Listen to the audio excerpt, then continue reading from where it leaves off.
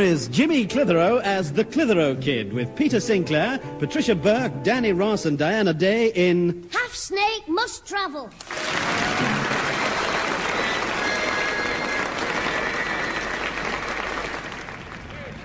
Holding them two bulldozers up. I want that lot cleared by 5:30. Oh, I'm sorry, Mr. Wheeler, but there's a gang of kids on the way home from school, and they've been getting in the way, like. Well, time to clear off. They were getting in the way of my hobnail boots. Oh, it's all right. I think they're going now. Oh, wait a minute, though. There's one of them coming over here. Ah, he's left the others poking about in that long grass. What's going on? OK, you mob, get searching, and the first one who finds a frog gets a free ride on the steamroller. Hey, hang on. I know this young shaver. His granddad's a boozing pal of my father's. Hey, Jim, what are you and them kids doing round here? This is a building site, you know, not a playground. Oh, hello, Mr. Wheeler. We're looking for frogs. Frogs? We've got to find some for our teacher, who takes us for nature study. Click-clack Clarence. Who? Click-clack Clarence? Yeah, when he's talking, he clicks his teeth and cracks his knuckles. This afternoon he said, "Now then, boys, click, click." That's his teeth. Tomorrow we will start some new lessons. Clack. That's his knuckles. Now that we have accommodation for the pets, click, clack, you can all bring to school some specimens of wildlife, such as frogs, click, toads, clack, tadpoles, click, clack, click, so that we can observe their behaviour. Click, clickety, click, click, clack, clack. So I said, "Very good, sir, click, click." And that's how I got a clack round the clock. Well, you won't find much wildlife round here, Jim, except on pay night. You know, some of them navvies, they're out at pay office and into pub before you can say... Shh! Quiet! Shh! You what? Shh! There's something wriggling through the grass near your feet. Get away. Must be one of me navvies wanting a day off. Hey, no, Luke, just there. Hey, it's a grass snake. Wait, look. Oh, flipping heck. Right by me feet. Bye, I'm glad I got my gumboots on. I didn't have that up my trouser leg. Give over, it's not a very big one. And the harmless grass snakes. Go on, catch it for me. Catch it, Jim? What for? I told you, for nature study at school. You'll catch it easy. It's not moving at all now. Hey, we must have disturbed it while it were having its winter sleep, Jim. Oh, yeah, they told us about that at school. It's what they call, dehydrating.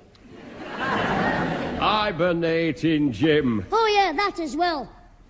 Here, put it in me gym bag for me, Mr. Wheeler. I'll hold the bag open and you pick the snake up. Oh, I couldn't touch a snake. They're all clammy. Here, wait till I find a stick. Just a minute. Oh, here we are. Now then. Come on, my little beauty. Wrap yourself round this. Ah, it's got it. Right, pop it in me bag. In you go, little beauty. Make yourself nice and comfy in Jim's gym shorts. Well, there you got it in. Are you taking it back to school? No, the school's shut now. I'll take it home for the night. Take it home? They'll go mad when they see that snake, won't they? Why, it won't cause any harm, as long as me Grandad's not wearing his kilt.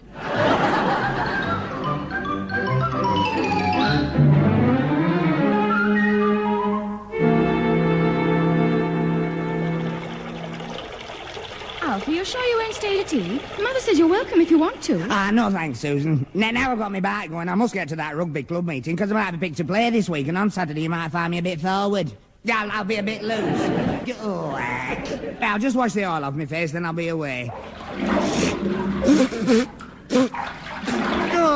I've got soap in my eyes. Oh, the towel, Susan, I can't see. Where's the towel? I'll get a clean one out of the cupboard on the landing. Oh, well, hurry up, Susan. My eyes are smarting, and I've got some up me.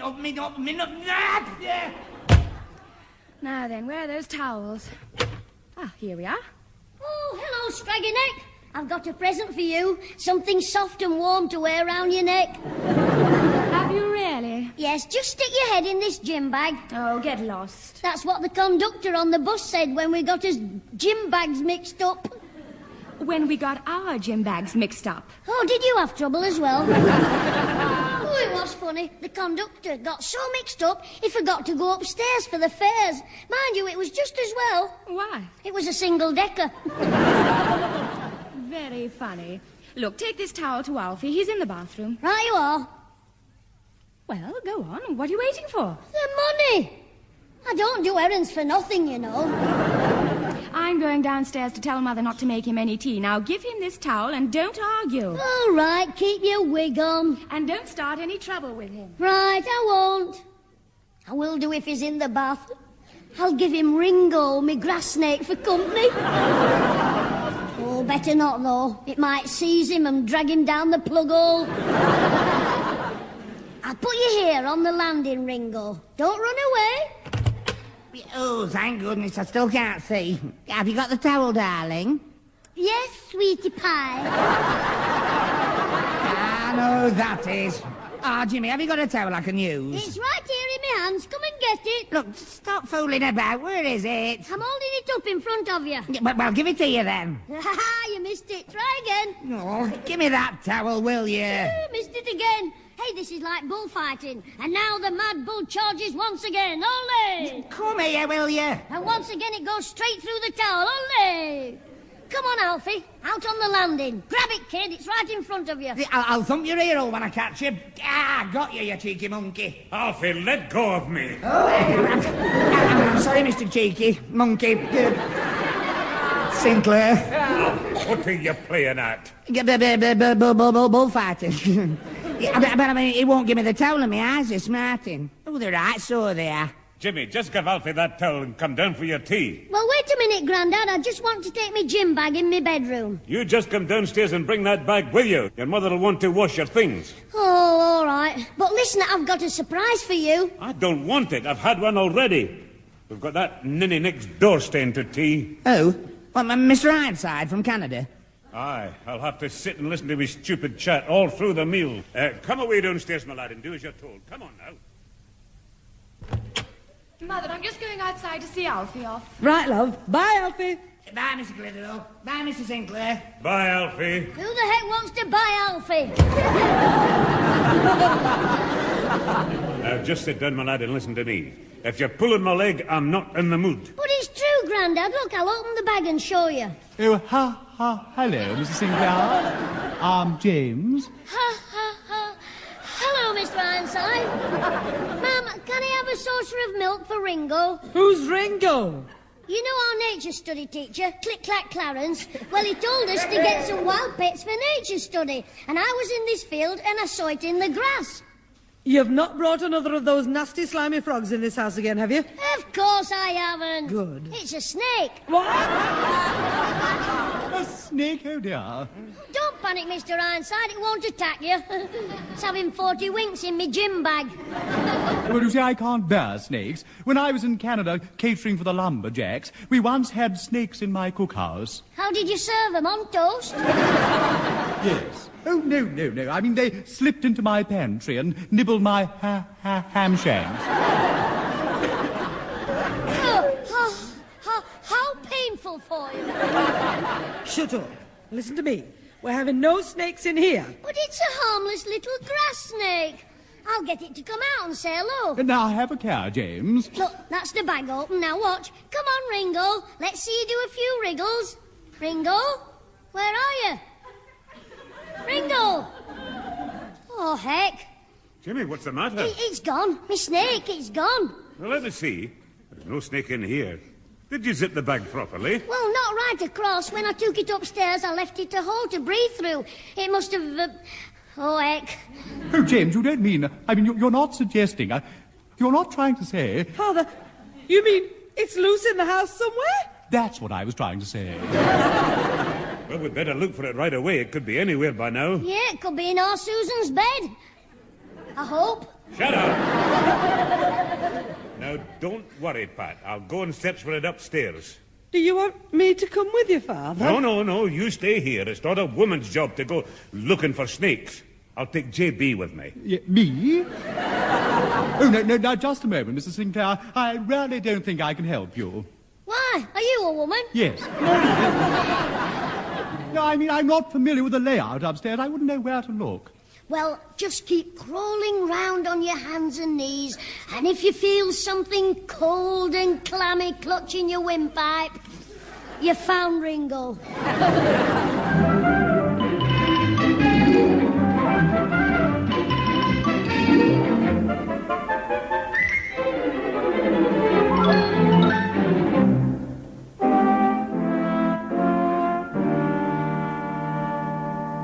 Excuse me, Mr. Wheeler. James has just been telling me that the snake could be dangerous. Is that true? Aye, it certainly is. That's what I've been telling him. You see, after Jim caught the snake with the help of my son, young Charlie were talking to one of his navvies who comes from Africa. The lad said he'd noticed some white rings as it flopped it bag. That's right, that's why I called it Ringo. Now, quiet, James. Now, pray continue, Mr. This navvy told yes. my lad that it could be a rare sort of topical snake, like a boa constrictor or a black samba. Oh, my goodness. One flash of its fangs and you're a goner. Oh, dear me. Your face puffs up, turns blue, and the pain's excruciating. Oh, what a horrible end. Mr. Ironside! Yes? There's something on the floor, near your feet. Oh, what is it? The carpet. Oh, you little imp, you frightened the life out of me. Susan, we'll wait in here with the others. Right, Mother. I hope Grandad gets to know something quickly. Well, Pat, that's the best we can do for the moment. Well, what's that, Father? Well, they've got a man coming round from the zoo about 9:30 tonight. But in the meantime, the police say we should all get out of the house at once. Oh, well, come on then. We'll all go to the pictures and forget the snake. Oh, keep quiet. Father, what shall we do? Well, after hearing what he's just said, I'd like to help if I may. Well, that's very kind of you. We want 5 seats in the circle and a chock-eye seats for the interval. I shan't tell you again. What did you want to say, J.B.? Well, perhaps you would all like to come round to my house. Well, that's very kind of you, J.B., but I'll have to stay here somewhere to let the man from the zoo in. Oh, you can come across road to my place, Peter. You'll be all right. I've got a few bottles in. Ah, well, thanks, Charlie, but I'd better wait here, I think. Now, right, Pat, off you go round to J.B.'s with Susan and Jimmy. Yes, Father, but let us know as soon as the man's caught the snake so we can all come home. Hey, Grandad, when the man's caught Ringo, you won't hurt him, will you? Oh, no. I'll probably wrap him up in cotton wool and pat his little head for him. Well, make sure you've got your glasses on or you might pat the wrong end.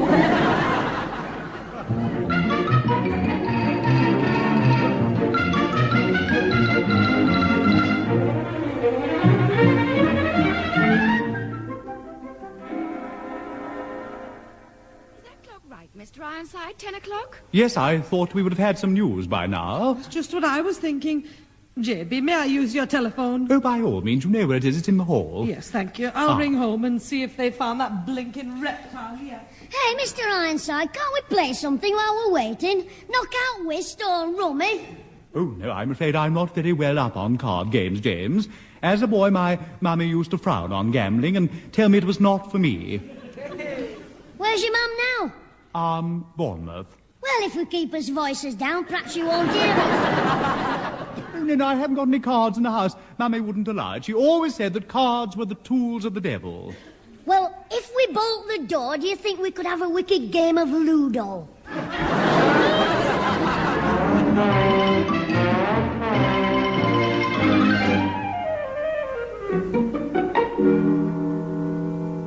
There you are, Father. I was trying to ring you. What's the news? There is none. I brought this case with all your pyjamas and things in. What? Mr. Palmer, the man from the zoo, couldn't find the snake, and he's coming back tomorrow morning to search in daylight. But we just can't invade J.B.'s home like this. Oh, nonsense, Mrs. Clitheroe. I should be delighted to accommodate you. The snag is, I only have 2 bedrooms furnished. Oh, I know. You and Susan can sleep in my bed. Oh, alone, of course. I mean, with each other. I will sleep on the settee down here, and James and his grandfather can have the second bedroom. There's a very comfortable divan bed in there, and I have a camp bed that James can use. I'm not sleeping in no camp bed. I slept on one of them when I went camping. You'll sleep where you're told. You're the cause of all this bother. The camp bed has a sort of wire mattress on it, James. I think it's very comfortable. Well, you sleep on it. Jimmy. I know them, Grandad. Wires down the bed, wires across the bed. When I woke up at camp, they turned me over and played drafts on me... Jimmy! me back. Look, you and your bloomin' snake are to blame for all this. Mr. Palmer's already taken up half the floorboards, and tomorrow he'll probably start knocking down the walls. So if you want to be able to sleep at all tonight, not another word. Yes, Grandad. Right. James, it's nearly midnight. Now, will you please let us go to sleep? You've got the divan bed, you've got my eiderdown, I've refilled your hot water bottle, so can I please have some rest? Oh, all right, Mr. Ironside. Night-night. Nighty-night. Good night, James. Good night. Sleep tight. And you. Mind the fleas don't bite. Oh, really, James? Ozzy says that. Good night. Oh! Ow! Oh, what's the matter? This bottle's hot. I can't put my feet on it. Well, keep your feet off it. All right, then.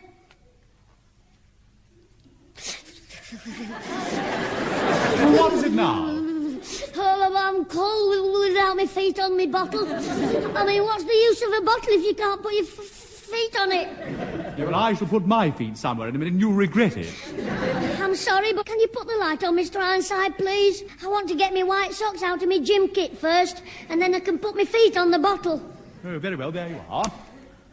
Thanks, Mr. Ironside. Oh! Ow! Oh! I know, James, the bottle is hot. No, the lino's cold. Aha, most amusing. Now, will you please put on your socks and go to bed? Right, Mr. Ironside. Here we are. Hey, that's funny. These socks are dirty. Well, does it matter? They're not mine. Mine are a lot whiter than these. Well, never mind the soap powder commercial. Just get them on. Hey, this is Ozzy's bag. I've got Ozzy's gym kit. Well, who cares? It's 12 o'clock. Oh, I bet Ozzy cares. Oh, heck, the mix-up on the bus. Ozzy's got my gym bag. The one with the snake in it. Yes, well, never mind. Just let us go to... What? You mean the snake is at Higginbottom's? Yeah, and that bloke's been tearing our floorboards up for nothing. James, we've got to warn them. We must telephone them at once. Yes. Oh, heck, it's not working. I tried to ring Ozzy tonight and the man said their phone was out of order. Well, I must dash round in my car. I'll come with you, and then I can get me white socks.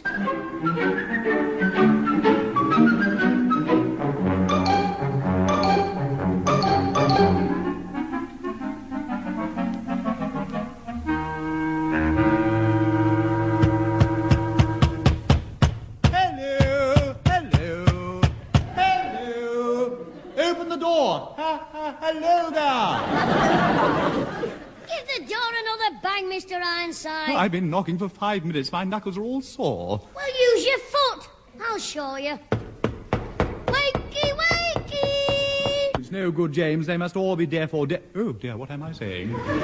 Chuck a brick at the bedroom window. Now, don't be silly. Wait a moment. We could throw some soil. Oh, yes. Hey, up. I'll do it. Watch this. 1, 2, 3. What's going on? Ow! Hey, I've scored a ball on the bear. You hooligans, I'll get you for that. Never mind that. Come down here. You're in danger. I'm coming. We'll see who's in danger. You better explain to him, Mr. Ironside. Yes, let me do the talking. Right, I'll wait in the car. There's no need to be nervous, James. He'll go on his knees when I tell him how we've saved him. Right, we'll have you first. Come here. Oh, I see. No, well, I mean, unhand me. You're tearing my shirt. You won't need it in hospital. Like, James, help me do something. Don't be nervous, Mr. Ironside. When he goes on his knees, run. So it's you, Tin Guts.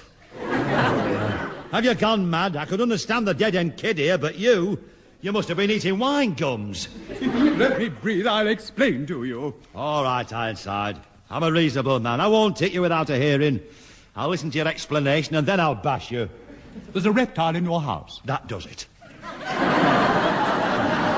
Whatever I say about her, I won't allow anybody else to insult my wife. He doesn't mean Mrs. Higginbottom. He means Ozzy. Now look. Ozzy has a snake. My snake. It was with me gym kit in the bag and Ozzy got the wrong one. A snake? Yes, and we've discovered it's poisonous, so we've come here to warn you. You... Oh, out of my way. Ozzy! Ozzy! Wake up! That man is nothing but a ruffian, a lout. It's a jolly good thing I can keep my temper. Yes. Or you might have damaged his knuckles with your chin. Exactly. Oh, very droll, I'm sure. You don't seem to realise how serious this is. Ozzy could get a terrible, terrible, terrible shock when he sees that snake. That's nothing to the shock the snake will get when it sees Ozzy. Oh, what a relief. Oh, it's all right. Thanks for coming, Ironside. I'm sorry I was a bit rough. Well, there's no harm done, really. Have you got the snake locked up safely? No, Ozzy got rid of it. You mean he killed it? No, he said when he got home he opened the bag and saw the snake, so he knew it was yours. He's bringing it round to your house when he met Daft Alfie Hall. Oh, no. Oh, Alfie said he'd give it to you. Oh, poor Alfred. Come on, Mr. Ironside, we're off again. Oh, dear, where will it all end? I don't know, but it's exciting, isn't it?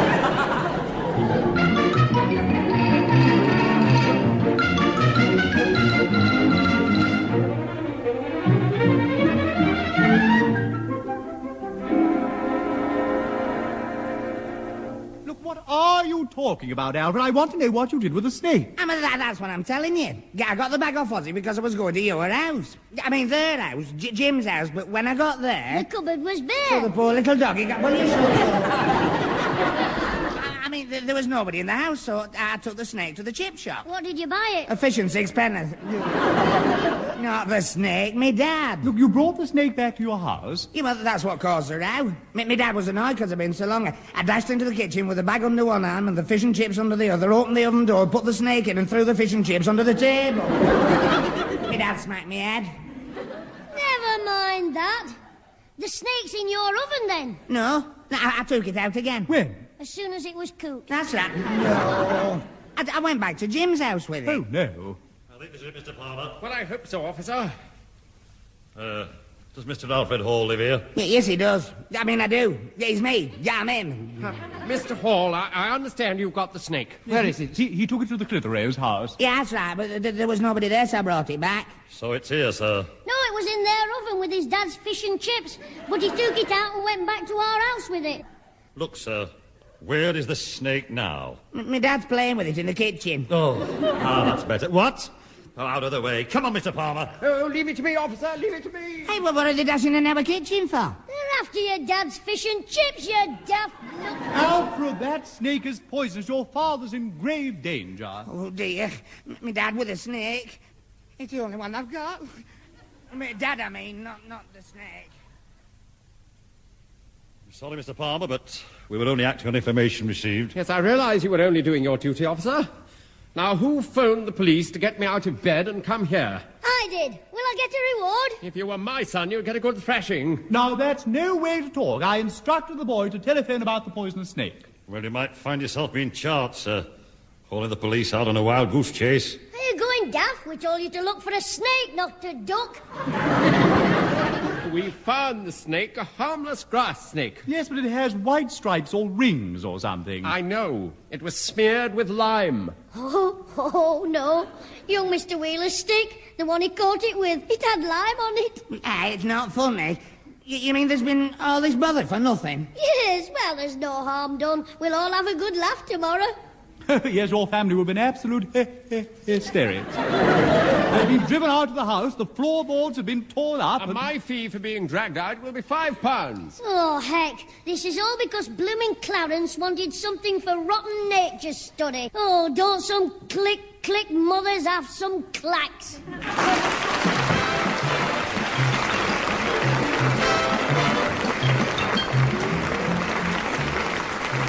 Those involved with the Clitheroe Kid this week were Peter Sinclair as grandfather, Patricia Burke as mother, Danny Ross as Alfie Hall, Diana Day as Susan, and Tony Melody, Brian Truman, and Derek Nimmo as J.B. Ironside. The recorded programme was written by James Casey and Frank Roscoe, produced by James Casey, and starred Jimmy Clitheroe as the Kid himself.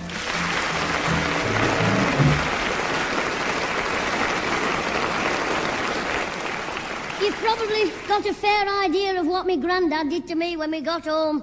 These Scotsmen have heavy hands. I think it's through tossing the caber. Then Mr. Higginbottom came round, raving mad. You see, when we left his house, the police knocked him up again. He thought it was us back and threw a bucket of water over the copper. He blamed us and said he was going to bash the three of us. Me, young Mr. Wheeler, and J.B. Ironside. Well, my Grandad said I'd been punished. And as young Mr. Wheeler's 6'4" and a heavyweight boxer, that only left one of us. Poor old Mr. Ironside.